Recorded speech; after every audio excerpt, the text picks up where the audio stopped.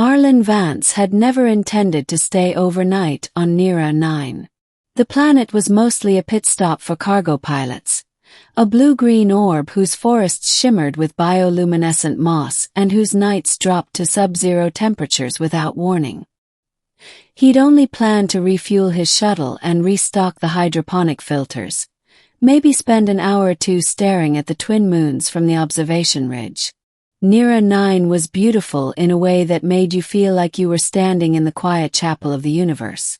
But his shuttle's power relay had overheated again, and the repair drone's approximate completion time, 6 hours, left him with little more to do than wonder. By twilight, the drop in temperature began. Frost gathered on the moss. The glow dimmed. A soft wind swept through the crystalline trees and made them chime like distant bells. Arlen pulled his thick flight jacket tighter. He was halfway back to the refueling depot when he spotted movement near the ridge. A small figure, huddled, trembling. First he thought it was a child. Then he saw the pale teal skin, the tiny silver markings along the temples, the elongated ears that twitched at the cold. An alien girl. Young, maybe 14 or 15 by human standards. And she was freezing. She looked up at him with wide, frightened violet eyes.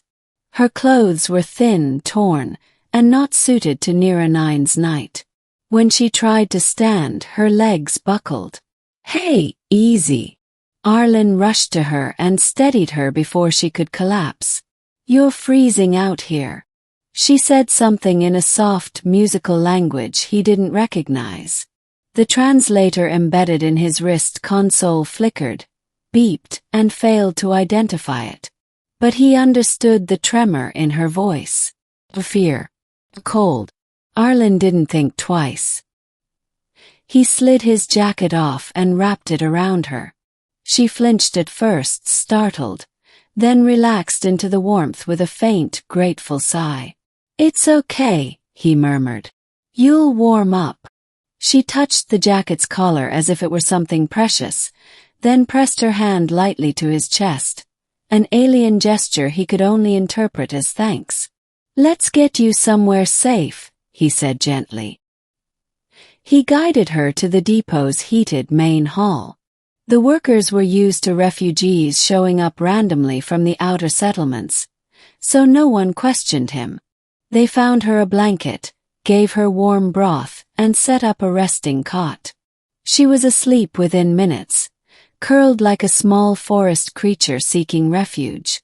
Arlen stayed until the repair drone notified him that his shuttle was ready. "I hope you're okay," he whispered to the sleeping girl. He didn't know who she was or where she'd come from, but she had survived the deadly cold because of one simple act, an act that didn't feel like anything special to him. He didn't expect to see her again. He certainly didn't expect what happened the next morning. The Royal Escort. Arlen woke to the sound of thunder outside his shuttle.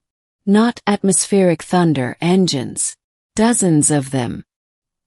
He shot up, nearly hitting his head on the cabin ceiling. Outside, the sky over Nera 9 shimmered with silver.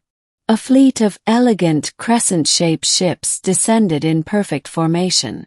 They weren't military, not exactly. Their hulls bore a royal insignia, a blooming star surrounded by 12 runic petals. Arlen's heartbeat stuttered. "Those are Aralaean royal vessels," he whispered. He'd only seen them in Holos. Their landing displaced the frost and made the glowing moss flare bright blue. As the ships powered down, tall figures in gleaming silver armor stepped out, forming 2 lines like a ceremonial procession. At the end of the aisle, a grand carriage ship lowered its ramp, and the girl he had rescued walked out, wearing a flowing indigo mantle and a crown of crystalline petals that glowed with inner light. Arlen stumbled out of his shuttle in disbelief. Workers from the depot watched from afar, whispering like spectators at a myth come to life. The girl approached with a calm, regal grace, though her violet eyes softened when she saw him. She lifted her hand, palm up. "I am Princess Ares of the Aralaean Star Court," the translator embedded in her crown announced in a clear, musical tone. "Last night, I was separated from my escort during an attack by raiders. Alone, unshielded, and exposed to the cold, I would not have survived." Arlen swallowed hard. "Princess." He had given his jacket to a freezing alien princess. Ares stepped closer. "You gave me warmth when I had nothing. Your act of kindness is recorded in the Star Court's living archives. Such compassion cannot go unacknowledged."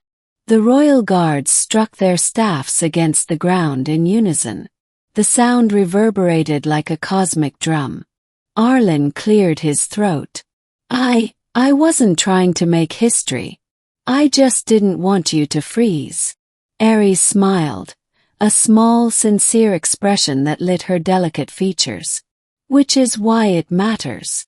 She gestured, and one of the guards presented a crystalline box that shimmered with prismatic light. "This is a star bloom core," Ares explained. "A rare living crystal attuned to the quantum signatures of our royal lineage. It is both a gift and a promise. Should you ever have need of the Aralaean court, present this core, and the Star Court will answer." Arlen stared at the crystal, stunned. It pulsed softly, resonating with a gentle hum that felt like a heartbeat. "I can't accept something this priceless," he said quietly. But Ares shook her head. "You already have." The core floated from the guard's hands and settled gently into Arlen's palms, warm and perfectly fitted to his grip, as though it had chosen him. Ares stepped closer, lowering her voice so only he could hear. "I spent the night thinking about the moment you wrapped your jacket around me. I had never felt such warmth before. Not physical warmth, but the warmth of a stranger's selflessness. In the royal court, kindness is often transactional. But yours was freely given." Her gaze softened. "I will not forget it." Arlen felt his cheeks heat. "I'm just glad you're okay." Ares took his hand for a brief moment, an unmistakably intimate gesture in Aralaean culture, though he didn't know that yet. Then she turned to her escort and gave the command to depart. The guards bowed to Arlen before boarding their ships. Engines ignited in shimmering waves of silver and blue. One by one, the vessels rose into the sky, leaving trails of stardust-like energy. Ares was the last to board. She paused at the ramp, looking back at him. "Until we meet again, Arlen Vance."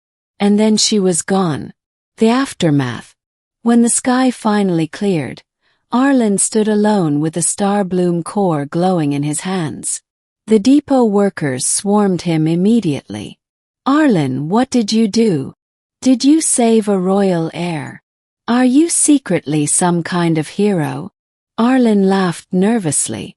"I just gave her my jacket." But even he understood that something profound had shifted. Acts of kindness, he knew, had ripple effects. But he never imagined they could ripple across star systems. That night, as he prepared to leave Nera 9, the star bloom core hovered beside him like a loyal little star. He set it gently into a protective cradle in his cockpit. "Until we meet again," he murmured. Because deep down he knew he would. The galaxy had just become a much bigger place, and he had a feeling his story with Princess Ares was only beginning.